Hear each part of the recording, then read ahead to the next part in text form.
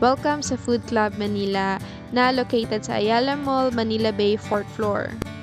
Open sila daily from 11 a.m. to 2:30 p.m. sa lunch and dinner 5:30 p.m. to 9 p.m. Sa labas pa lang ay makikita nyo na yung rates na nakalagay sa tarpaulin or meron man silang promo within the day.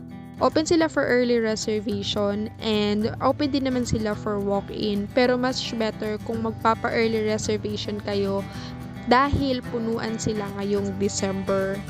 Dahil sa kaliwat ka ng celebration.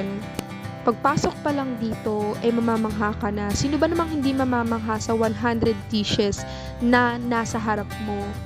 Ikaw na ang bahala kung ano ang gusto mong kuhain or kainin. Mas maganda yung pupunta ka rito yung gutom na gutom ka talaga para naman masulit mo yung mga pagkain dito. Available sa kanila yung mga Japanese cuisine, Chinese cuisine, Korean cuisine, American cuisine, and Filipino cuisine.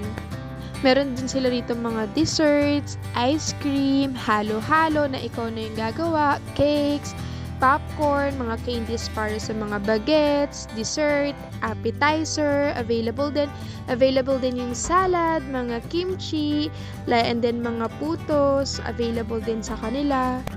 Meron din silang available na buko salad, meron din silang mga toppings. At talaga naman sobrang naging favorite ko rito yung siomai talaga nila. At ito rin pala yung food buddy ko, ang aking partner na talagang nag-enjoy din sa pagkain dito at balak namin bumalik sa kanyang birthday. Open ka ritong maging masaya dahil nga naman open to for celebration ng mga Christmas party, birthdays, at ocean, mga binyag, at kung ano-ano pa. Pwede ninyong i-check yung kanilang Facebook page or i-message sila sa Facebook page for early reservation. Kaya ano pang inaantay nyo, mag Food Club Manila na rin kayo.